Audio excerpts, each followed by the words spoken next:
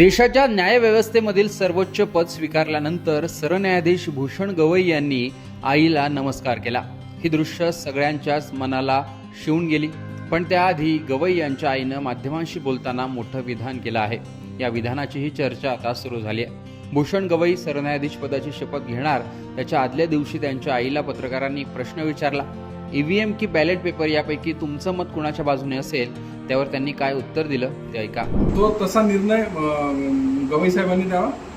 नाही, निर्णय काय घ्यावा हे सांगायला मी आई नाही आहे। मी आई आहे ते वेगळे आहे। तो त्या चेअरवर बसल्यानंतर त्याला योग्य वाटले ते तो निर्णय घेईलच। परंतु मी एक सामान्य स्त्री म्हणून एक लोक जे भगवान बुद्धाने लोक ह्या शब्दावर कॉन्सन्ट्रेशन केलेलं आहे आणि बाबासाहेबांनी संविधानामध्ये लोकांनाच केंद्रबिंदू ठेवलेलं आहे। तर लोकांना लोकांमधील एक व्यक्ती म्हणून मी तर साहजिक आहे मला काय वाटणार हे तुम्हालाही माहीत आहे। तर त्यामुळे मला सांगण्याच्या ऐवजी तुम्हाला माहीत आहे। परंतु तुमची जर इच्छाच असेल तर बॅलेट पेपर हे केव्हाही चांगले आहेत आणि आधी बॅलेट पेपरच चालायचे।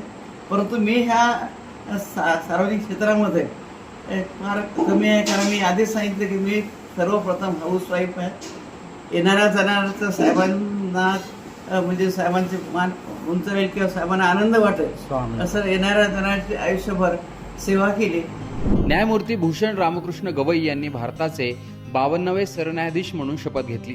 पुढचे 7 महिने गवई सरन्यायाधीश पद भूषवणार आहेत। राष्ट्रपती द्रौपदी मुर्मू यांनी गवई यांना शपथ दिली। त्यामुळे सर्वोच्च न्यायालयाची धुरा पुन्हा एकदा महाराष्ट्राच्या सुपुत्राच्या हातात आली आहे। भूषण गवई यांनी सर्वोच्च न्यायालयाचे न्यायाधीश म्हणून अनेक महत्त्वाचे निर्णय दिले आहेत। मोदी सरकारच्या 2016च्या नोटबंदीच्या निर्णयाचं समर्थन करणे आणि निवडणूक रोखे योजना असंवैधानिक घोषित करणे आदी निर्णयांचा यात समावेश आहे। राजकारणात जाणार नाही।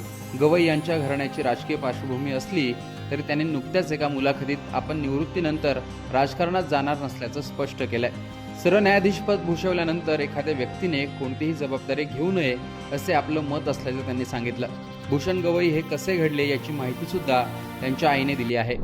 लहानपण तर साधारण जे लोक राहतात त्याप्रमाणेच होतं, परंतु परिस्थिती काही फार चांगली नव्हती आणि इतकी काही वाईटही नव्हती। परंतु 5-6 माणसाच्या 7-8 माणसाच्या जेवणामध्ये जर तुम्ही 15-20 लोक जर जीव घालत असाल तर ती भाजी कशी होत असेल तर तुम्हीच विचार करा। तर अशा याच्यामध्ये त्यामुळे असं एक वातावरण होतं, कारण स्वयंपाक ही गोष्ट महत्त्वाची आहे। सगळ्यांना खाऊ पिऊ घालणं हे तर आलंच। घर म्हटल्यानंतर पहिल्यांदा हॉस्पिटलची मग ती सिरापुरी करून खाऊ घाला तुम्ही, की चटणी वगैरे खाऊ घाला। करून प्रेमाने आलेल्या लोकांची सरबराही करणं, त्यांना प्रेमाने वागणूक देणं ते एवढं एक सामान्य कुटुंबासारखी आमच्या घरातील वागणूक होती आणि तोच इम्पॅक्ट ह्या तिन्ही मुलावर पडला। काय वाटते तुम्हाला, देशाच्या हिताच्या संबंधांनी कोणती निवाडे आता साहेबांनी करणं गरजेचे आहे? देशाच्या हिताच्या अनुषंगाने जेव्हापासून घडला तो साहेबांच्या सोबतच राहिला आणि साहेबांमध्ये जे गुण होते, साहेब कसे वागत होते ते त्याने सर्व आत्मसात केलं। देशाच्या दृष्टीने विचार केला तर जेव्हा तो वकील होता तेव्हा त्याला जेव्हा ऑफर आली होती न्यायाधीशाची तेव्हा दोघं आपलेकांमध्ये चर्चा झाली की वकिली करावी की जज हे ऑफर स्वीकारायची।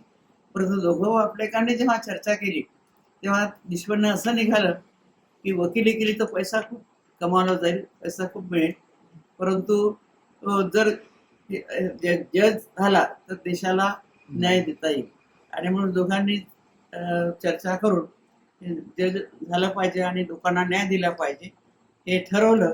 आणि तुम्हाला माझ्यापेक्षा जास्त माहीत आहे, मी तर हाऊसवाईफ आहे, परंतु तुम्ही पत्रकारितेच्यात असल्यामुळे वर्तमानपत्रामध्येही बरंचसं आलेलं आहे की त्यांनी देशाच्या हितासाठी आणि लोकांच्या कल्याणासाठी जे जे निर्णय दिलेले आहेत ते पत्रकारितेने छापून दिलेले आहेतच। त्यामुळे ते तुम्हाला सगळ्यांना माहिती आहे। सरन्यायाधीशपद स्वीकारण्याआधी गवई हे चर्चेत आले होते, ते त्यांच्या एका विधानामुळे। सर्वोच्च न्यायालय संसदीय आणि कार्यकारी अधिकार क्षेत्रात हस्तक्षेप करते असे आमच्यावर आरोप होत आहेत, असं निरीक्षण त्यांनी काही दिवसांपूर्वी नोंदवलं होतं।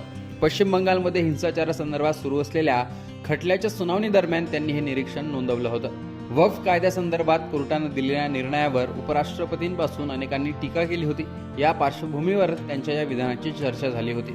आपल्या छोट्या कार्यकाळात सरन्यायाधीश भूषण गवई आता कोणते निर्णय घेतात याकडे संपूर्ण महाराष्ट्राचं लक्ष असणार आहे. याविषयी तुमचं मतही कमेंट बॉक्समध्ये सांगा. अवकाश बोरसे, अमरावतीहून लोकमत.